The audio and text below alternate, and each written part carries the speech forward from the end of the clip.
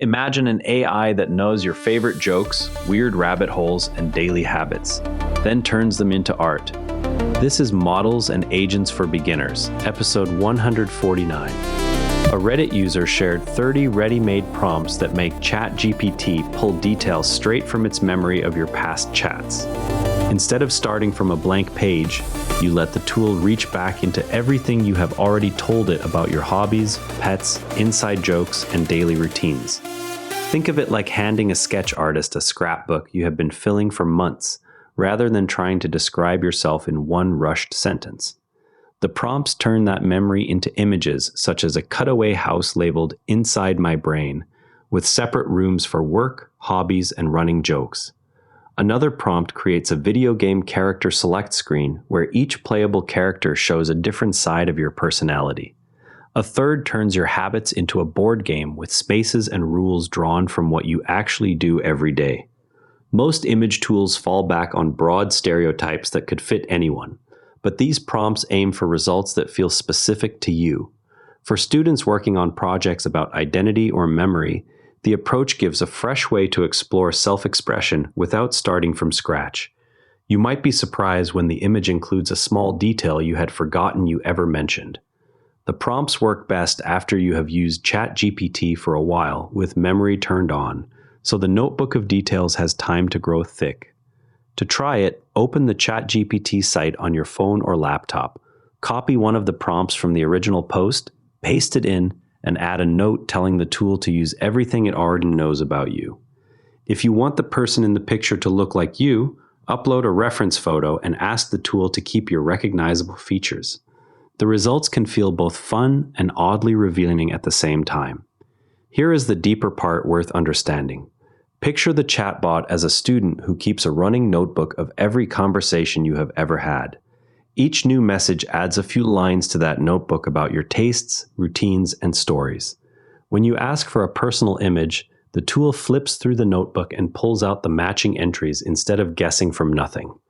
The longer you chat over weeks, the more pages the notebook contains, which is why later images feel more accurate.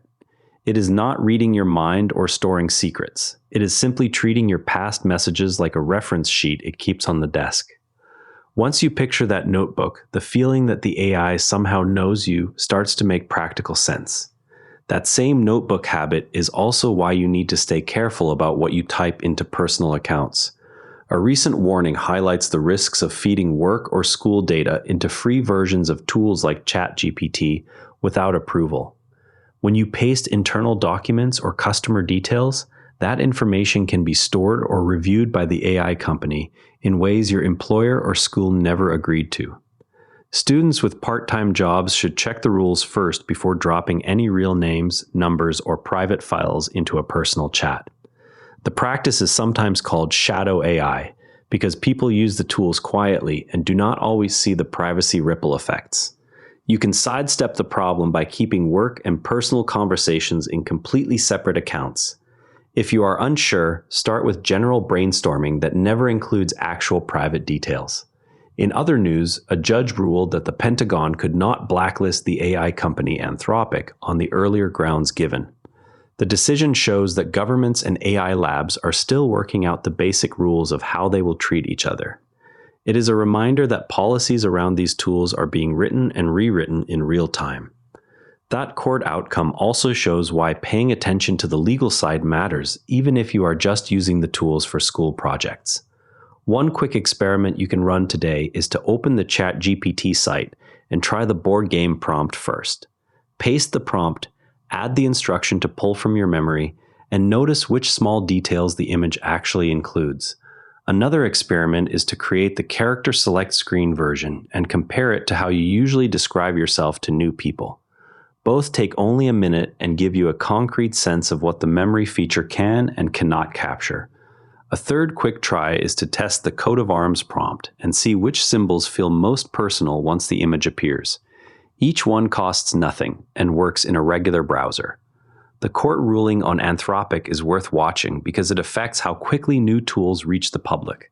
For now, it mainly affects the companies themselves, but the pattern will shape what free tools look like in the coming months. That is it for today. Remember, every AI expert started exactly where you are right now. If something we talked about today made you curious, go try it. That's literally how learning works. Stay curious, keep experimenting, and we'll see you tomorrow.